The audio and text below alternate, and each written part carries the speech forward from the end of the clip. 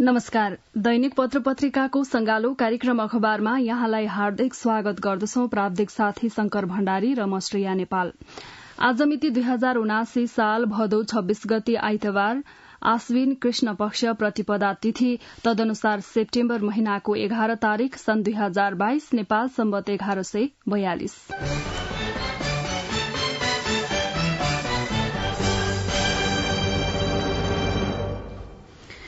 शुक्रबार रातिको अविरल वर्षापछिको बाढ़ी पहिरोमा परि दार्चुलामा 5 जनाको मृत्यु भएको छ। 10 जना अझै बेपत्ता रहेका छन्। आज राजधानीबाट प्रकाशित सबैजसो पत्र पत्रिकाले यसै प्रसंगलाई प्राथमिकता दिँदै छापेका छन्। गोर्खापत्र दैनिकको यसै प्रसंगबाट कार्यक्रमको शुरूआत गर्दैछौ। बाढ़ी पहिरोबाट 5 जनाको मृत्यु, 10 बेपत्ता शीर्षकमा छापिएको खबर हो। यो मृत्यु हुनेमा नौगाड गाउँपालिका 1 सल्लाका जानकी ठगुन्ना, धनमती ठगुन्ना, नौगाड गाउँपालिका 2 दल्लेखका मोहनराम पार्की, महाकाली नगरपालिका 2 मैखोलीका नन्दराम बोहरा र महाकाली नगरपालिका 1 का मानमती कार्की रहेको जिल्ला प्रहरी कार्यालय दार्चुलाका निमित्त प्रमुख एवं प्रहरी निरीक्षक जगत गाह मगरले जानकारी दिनुभयो।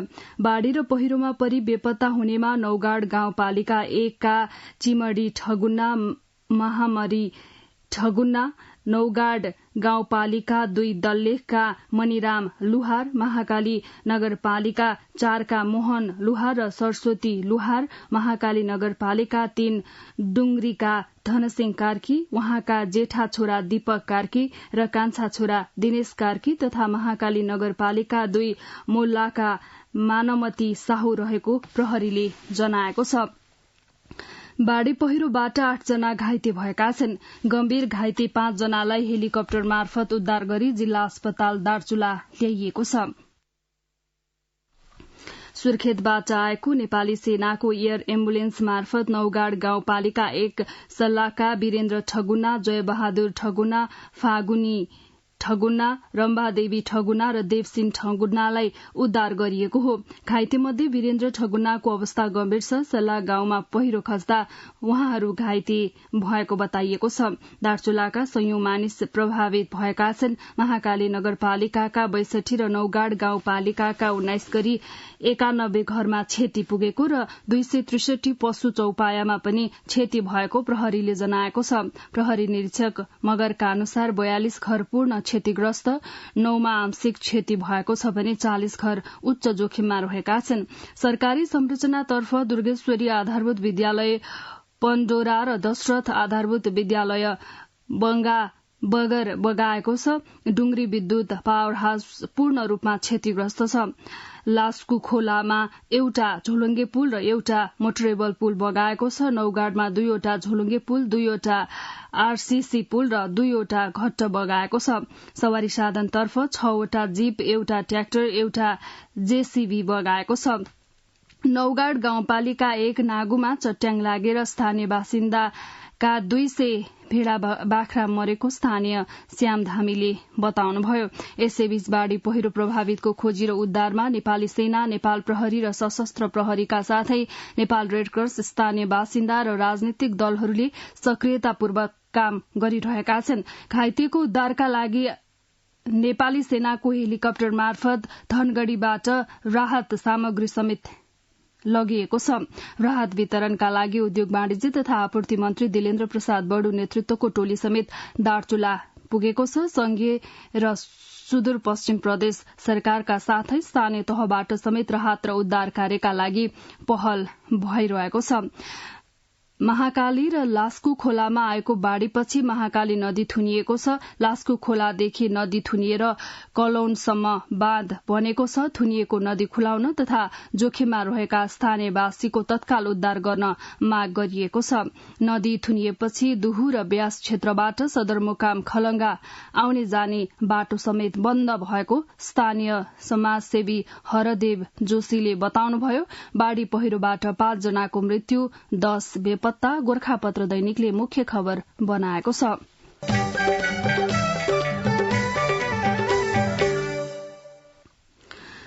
प्रधान न्यायाधीश चोलेन्द्र शमशेर जबरा विरूद्ध महाभियोग प्रस्तावमाथि छानबिन गरिरहेको सिफारिश समितिले 5 दिनभित्र प्रतिवेदन तयार पार्नुपर्छ, तर समितिले जबरासँगको बयान लिने काम नै सकेको छैन। जबरामाथि लगाइएका आरोपहरूको प्रमाण संकलन गर्ने, सम्पत्ति विवरण माग्ने र प्रतिवेदन लेख्ने कामको थालनी नै गरेको छैन। प्रतिनिधि सभाको कार्यकाल मंसिर 1 गते समाप्त हुँदैछ। त्यसैले 11 सदस्यीय सिफारिश समितिलाई भदौ मसान्तभित्र प्रतिवेदन तयार पार्नुपर्ने दबाव छ। समिति सदस्य एवं एमाले सांसद कृष्ण भक्त पोखरेल भन्नुहुन्छ, 5 दिनभित्र काम सक्न कठिन छ, तर हामी प्रयत्नरत छौं। समितिले जबरामाथि महाभियोग लाग्ने नलाग्ने भन्ने विषयको टुंगो नै नलगाई प्रतिनिधि सभाको कार्यकाल समाप्त भए महाभियोग प्रस्ताव नै जीवित रहने वा निष्क्रिय हुने भन्नेमा दुई थरी मत देखा परेको महाभियोग निष्क्रिय हुन्छ भन्ने मान्यता राख्यो भने असोज 2 देखि नै जबरा सर्वोच्च अदालतको प्रधान न्यायाधीशमा फर्केलान् त भन्ने जिज्ञासा पैदा भएका छन्। अर्थात असोज 2 देखि प्रधान न्यायाधीशको हैसियतमा जबरा सर्वोच्च पुगे स्थिति के होला भन्ने पनि विश्लेषण गर्न थालिएको छ। तर यसरी फर्के पनि जबरालाई काम गर्न भने सहज अवस्था छैन। कानून व्यवसायको छाता संगठन नेपाल बार र सहकर्मी न्यायाधीशहरूले जबरा फर्केपछि स्वीकार नगर्ने सार्वजनिक रूपमै घोषणा गरिसकेका छन्। महाभियोग टुंगिन हम्मे के गर्लान् जबरा, अन्नपूर्ण पोस्टले अग्रपृष्ठमा छापेको छ।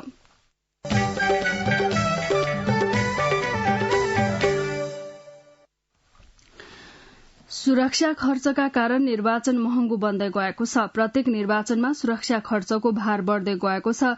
गत वैशाखमा सम्पन्न स्थानीय तह निर्वाचनमा भन्दा मंसिरमा हुने प्रदेश र प्रतिनिधि सभा निर्वाचनमा सुरक्षा खर्च झण्डै 2 अर्बले बढ़ने देखिएको छ। यो खबर नागरिक दैनिकले अग्रपृष्ठमा छापेको छ। स्थानीय तह निर्वाचन 2079 मा 6 अर्ब 78 करोड़ रूपैयाँ सुरक्षामा खर्च भएको गृह मन्त्रालयको तथ्याङ्क छ। नेपाली सेना समेत निर्वाचनमा परिचालन भए पनि उसको खर्च यसमा जोडिएको छैन। गत वैशाखमा सम्पन्न स्थानीय तह निर्वाचनमा गृह मन्त्रालयले 6 करोड़ 86 लाख 86 हजार रूपैयाँ खर्च गरेको छ। त्यस्तै जिल्लास्थित जिल्ला प्रशासन कार्यालयबाट 3 करोड़ 32 लाख 64 हजार रूपैयाँ खर्च भएको छ। इलाका प्रशासन कार्यालयतर्फ 1 करोड़ 82 लाख खर्च भएको देखिएको छ। प्रहरी प्रधान कार्यालयले 1 अर्ब 56 करोड़ 80 लाख 18 हजार 200 रूपैयाँ खर्च गरेको छ।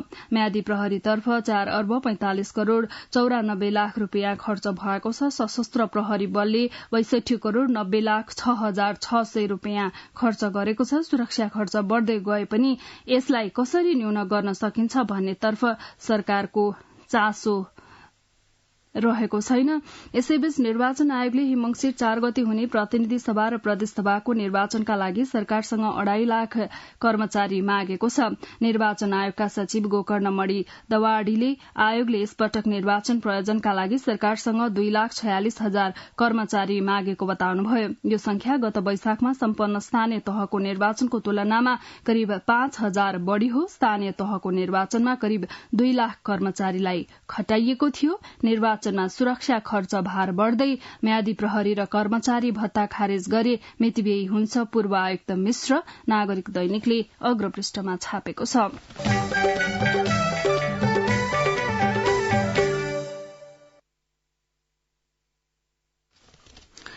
सार्वजनिक यातायातका समितिहरूका नाममा रहेको चल अचल सम्पत्ति तत्कालीन समितिका पदाधिकारीले कम्पनी खड़ा गरी सीमित व्यक्तिको अधीनमा ल्याएका छन्। 5 वर्ष अघिको त्यस्तो काम अहिले थाहा पाएर यातायात व्यवसायीले खोजी गर्न थालेका छन्। सार्वजनिक यातायातका सिन्डिकेट 5 वर्ष अघि हटाउँदा सरकारले समितिहरूलाई कम्पनीमा रूपान्तरण गर्ने विकल्प दिएको थियो। त्यसैको सुविधा उपयोग गर्दै समितिका पदाधिकारीले सदस्यहरूलाई थाहै नदिई सम्पूर्ण चल अचल सम्पत्ति पदाधिकारीका नाममा दर्ता गराएको गुनासो व्यवसायी सदस्यहरूको रहेको छ। तत्कालीन यातायात सेवा समितिमा 1 गाडी 1 मताधिकार हुन्थ्यो अनि समितिको चल अचल सम्पत्तिमा पनि सबै व्यवसायको समान हक लाग्थ्यो। सयौं व्यवसायले दुःख कष्ट सहेर जोडेको सम्पत्तिमाथि केही व्यक्तिको मात्रै भोगाधिकार रहेको बारे व्यवसायले 5 वर्षपछि मात्रै जानकारी पाएको बताएका छन्। अझै सिन्डिकेटको बेथिति समितिको सम्पत्ति सीमित व्यक्तिका नाममा गोरखापत्र दैनिकले अग्रपृष्ठमा छापेको छ।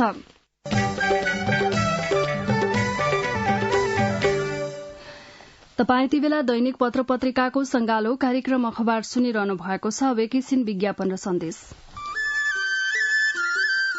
सुन त, भोलिको मिटिङको लागि सबैलाई फोन गर्यो? छैन सर, मेरो मोबाइलमा ब्यालेन्स नै थिएन। अलि पछि गर्छु ल्यान्डलाइनबाट। ल हेर, मोबाइलमा ब्यालेन्स छैन भनेर हुन्छ? तिमीलाई थाहा छैन यस कार्यालयले नेपाल टेलिकमको कर्पोरेट युजर ग्रुप अर्थात सीयूजी सेवा लिएको छ। तिम्रो नम्बरलाई पनि सीयूजीमा सहभागी गराउन।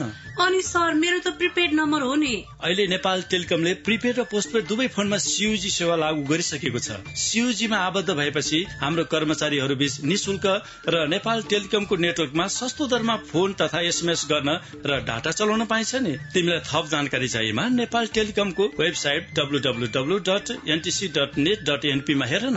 नेपाल टेलिकम, राष्ट्रको संचार।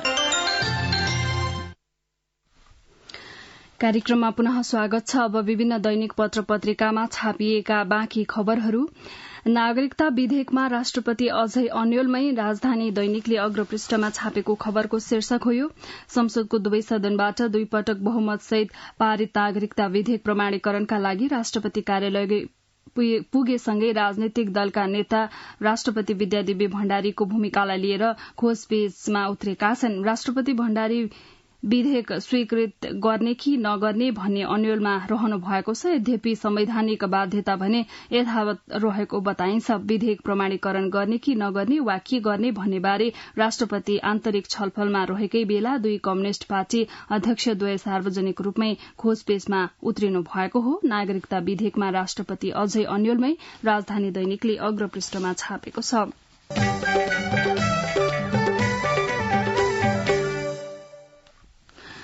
प्रत्यक्ष निर्वाचन प्रणालीबाट मात्रै नेपाली समाजको विविधता राजनैतिक प्रतिनिधित्वमा नसमेटिएपछि त्यसमा सुधार ल्याउन भन्दै 15 वर्ष अघि 2064 देखि लागू गरिएको समानुपातिक प्रणालीमा विकृति बढ़ेको छ। शक्ति, पहुँच र पैसाका आधारमा समानुपातिक उम्मेद्वार बन्नेदेखि एकै व्यक्तिलाई बारम्बार दोहोर्याएर संसद प्रवेश गराउने सम्मका प्रवृत्ति यसबीच देखिएका छन्। समानुपातिक प्रणाली लागू भएताका 3वटा निर्वाचनमा 61 जना सांसद दोहोरिएर संसद पुगेका छन्। मंसिर 4 मा हुने प्रतिनिधि सभा र प्रदेश सभा निर्वाचनका लागि निर्वाचन आयोगले आगामी असोज 2 र 3 मा समानुपातिक तर्फ बन्द सूची बुझाउने कार्यतालिका तय गरेको छ। सबै क्षेत्र, लिंग, जात जाति र धार्मिक अल्पसंख्यकको समेत समानुपातिक प्रतिनिधित्व गराउन संविधानमा राखिएको समानुपातिक प्रणालीको पहुँच वाला नेताबाट फेरि पनि दुरूपयोग हुने त होइन भन्ने आशंका बढ़ेको छ। समानुपातिक प्रणालीलाई दुरूपयोग गरेको भन्दै सार्वजनिक आलोचना भएपछि एमालेले यसपटक नदोहोर्याउने निर्णय केन्द्रीय कमिटिबाट गरिसकेको छ भने कांग्रेसको विधानमै यस्तो व्यवस्था छ, तर त्यसको कार्यान्वयन कसरी हुन्छ भन्ने हेर्न बाँकी छ। प्रमुख 2 दलले नदोहोर्याउने नीति लिएपछि अन्य दल दबावमा रहेका छन्। समानुपातिकमा कहिलेसम्म शक्तिशालीको हाली मुहाली, कान्तिपुर दैनिकले अग्रपृष्ठमा छापेको छ। यता कान्तिपुर दैनिकले नै अग्रपृष्ठमा मंसिरको चुनावले लोकतन्त्रप्रति जनविश्वास बढ़ाउँछ शीर्षकमा खबर छापिएको छ। प्रधानमन्त्री शेरबहादुर देउवाले मंसिरमा हुने आम निर्वाचनबाट शक्तिको शान्तिपूर्ण हस्तान्तरण सुनिश्चित हुने बताउनु भएको छ।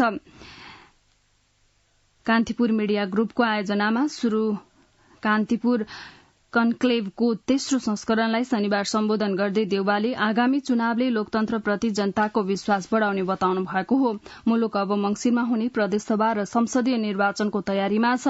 यो आवधिक चुनाव मात्र होइन, बरु शक्तिको शान्तिपूर्ण हस्तान्तरण सुनिश्चित गर्ने हाम्रो क्षमताको प्रमाण हो। उहाँले भन्नुभयो, यसले कानूनको शासनलाई बलियो बनाउँछ। बियोन्ड एक्सपेक्टेशन बियोन्ड बाउन्ड्रिज शीर्षकको 2 दिने कन्क्लेभको आरम्भ सत्रमा प्रधानमन्त्री देउवा प्रमुख अतिथिका रूपमा सहभागी हुनुभएको थियो। देशको अर्थतन्त्रमा पछिल्लो समय देखिएको चुनौतीलाई समझदार मौद्रिक र वित्तीय नीतिद्वारा समाधान गर्न सक्षम भएको उहाँले बताउनुभयो। मंसिरको चुनावले लोकतन्त्रप्रति जनविश्वास बढ़ाउँछ, कान्तिपुर दैनिकले अग्रपृष्ठमा छापेको छ।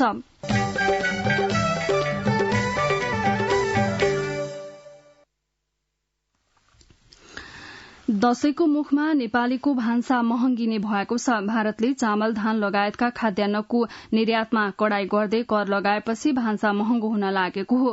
भारतले शुक्रबारदेखि लागू हुने गरी चामलको निर्यातमा 20% कर निर्धारण गरेको छ। यस वर्ष भारतमा धान उत्पादन कम हुने आकलन गर्दै आन्तरिक माग धान्नका निम्ति धान र भारतले चामलको निर्यातमा 20% कर लगाएको छ। कर लगाउँदा 25% निर्यात घटेर आन्तरिक मागलाई सन्तुलन राख्न सहयोग पुग्ने भारतको निष्कर्ष रहेको छ। धानको उत्पादन उच्च हुने पश्चिम बंगाल, उत्तर प्रदेश र बिहार लगायतका राज्यमा कम वर्षा भएका कारण धान बालीको उत्पादन घट्ने तथा रूस युक्रेन युद्धका कारण खाद्य आपूर्ति रोकिँदा संकट बढ़ने भन्दै भारतले आन्तरिक बजारलाई प्राथमिकतामा राखेको छ। दशैंको मुखमा नेपालीको भान्सा महँगिने, भारतले चामलमा लगायो 20% निर्यात कर, नेपाल समाचार पत्रले अग्रपृष्ठमा छापेको छ।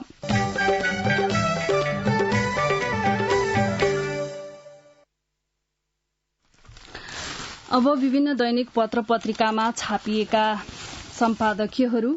चालक अनुमति पत्र परीक्षामा सुधार शीर्षकमा गोरखापत्र दैनिकले सम्पादकीय बनाएको छ। सवारी चालक अनुमति पत्र प्राप्त गर्नु धेरैका लागि आकाशको फल आँखातरी मर जस्तै भएको थियो। न त आवेदन दिन सजिलो, न त समयमै परीक्षा दिन पाइने। वर्षौंदेखि यस्तो अवस्थामा सुधार गर्नु जरूरी थियो। त्यसो त परिस्थिति अनुरूप विभिन्न ऐन, नियम, कानूनमा परिमार्जन, संशोधन हुनु आवश्यक मात्र होइन, महत्वपूर्ण समेत मानिन्छ। मुलुक संघीय प्रणालीमा गइसकेपछि नेपालका विभिन्न प्रदेशमा सवारी चालक अनुमति पत्रका लागि आफ्नै तरिकाले मापदण्ड निर्धारण गर्न थालिएको छ। अधिकांश मापदण्ड सजिला छैनन्, निकै कठिन छन्। फलस्वरूप सवारी साधन अनुमति पत्र अर्थात लाइसेन्स प्राप्ति सोचे अनुरूप सहज नहुँदा धेरैका लागि चिन्ताकै विषय भएको छ। गोरखापत्र दैनिकले सम्पादकीय बनाएको छ। यता नागरिक दैनिकमा किसानका कुरा शीर्षकमा सम्पादकीय छापिएको छ। उत्तम उपाय भनेको मुलुकमा सस्तो लागतमा कृषिजन्य वस्तुको उत्पादन बढ़ाउनु नै हो। यसका लागि सरकारले पर्याप्त सेवा सुविधा उपलब्ध गराएर युवालाई कृषिमा आकर्षण गराउन सक्नुपर्छ। नागरिक दैनिकले सम्पादकीय छापेको छ। अन्नपूर्ण पोस्टले खर्चको बोझ नबनुन् विमानस्थल शीर्षकमा सम्पादकीय बनाएको छ भने राजधानी दैनिकले मितव्ययिता माथि प्रहार शीर्षकमा सम्पादकीय छापेको छ। कान्तिपुर दैनिकले कर्णालीमा स्याउ छ, बजार रित्तै शीर्षकमा सम्पादकीय बनाएको छ भने नेपाल समाचार पत्रले करको दायरामा सेना प्रहरी शीर्षकमा सम्पादकीय छापेको छ। यता कारोबार दैनिकमा पूर्वाधार विकासमा कठोर संकल्प शीर्षकमा सम्पादकीय छापिएको छ।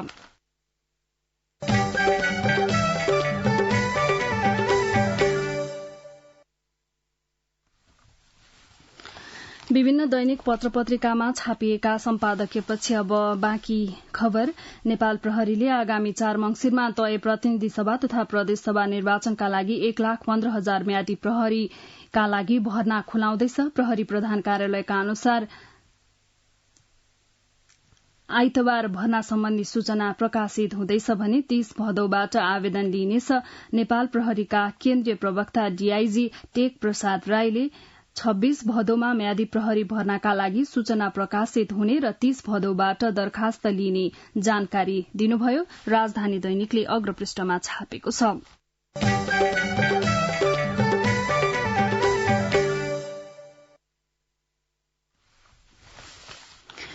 काठमाडौँ लगायत नेपालका 77 जिल्लाका मुख्य शहरहरूमा डेंगू ज्वरोको संक्रमणसँगै सिजनल फ्लूका बिरामी बढ़ेका छन्। बिरामीको चाप बढ़ेकै कारण अस्पतालका आईसीयू सघन उपचार कक्ष पाउन निकै मुस्किल भएको छ भने ज्वरो कम गर्न प्रयोग गरिने सिटामोल औषधि समेत आवश्यकता अनुसार पूर्ति हुन सकेको छैन। बिरामीको संख्या वृद्धि भएर औषधि खपत धेरै भएको अवस्थामा औषधि उत्पादनमा भने वृद्धि नभएकै कारण यति बेला बिरामी र बिरामीका आफन्त सिटामोल औषधिको खोजीमा भौतारी रहेका छन्। यता सरकार भने औषधि पर्याप्त मात्रामा छ, बाहिर अनावश्यक हल्ला चलेको मात्र हो भनिरहेको छ। डेंगू बढ़ेसँगै सिटामोलको अभाव, सरकार मौन, नेपाल समाचार पत्रले अग्रपृष्ठमा छापेको छ।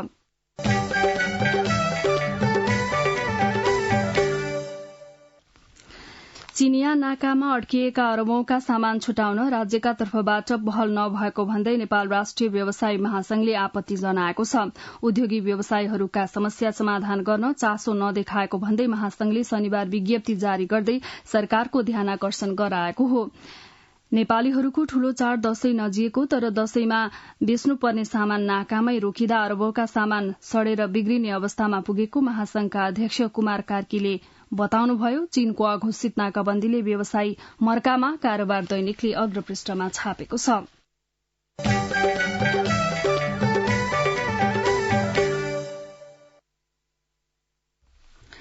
नेपाल आयल निगमले पेट्रोलियम पाइपलाइनबाट डिजेल आयात गर्न शुरू गरेपछि ढुवानी बापत खर्च हुने करिब 5 अर्ब रूपियाँ बचत भएको छ। ट्याङ्करबाट इन्धन ढुवानी गरेर बिक्री गर्दै आएको निगमले महोत्तरी अम्लेखगंज पेट्रोलियम पाइपलाइन परियोजना निर्माण गरेपछि उक्त रकम बचत भएको हो। पाइपलाइन सञ्चालनमा आएपछि निगमले त्यसबाट करिब 3 अर्ब लिटर डिजेल आयात गरिसकेको छ। पेट्रोलियम पाइपलाइनका 3 वर्ष 3 अर्ब लिटर डिजेल आयात 5 अर्ब बचत नागरिक दैनिकले अग्रपृष्ठमा छापेको छ।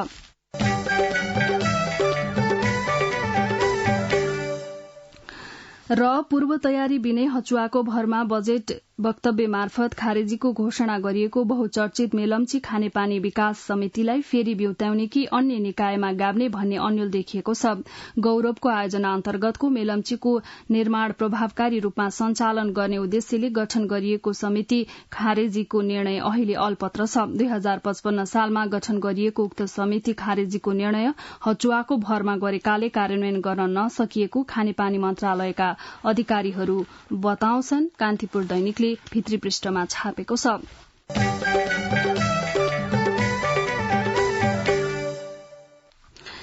यिनै विभिन्न दैनिक पत्र पत्रिकामा छापिएका विविध प्रसंगसँगै हामी कार्यक्रमको अन्त्यमा आइपुगेका छौं। प्रविधिमा सहयोग गर्नुहुने शंकर भण्डारीलाई धेरै धन्यवाद दिँदै म श्रेया नेपाल पनि बिदा हुन्छु। यसपछि कार्यक्रम अन्तर संवाद सुन्न सक्नुहुनेछ। हवस् त, नमस्कार।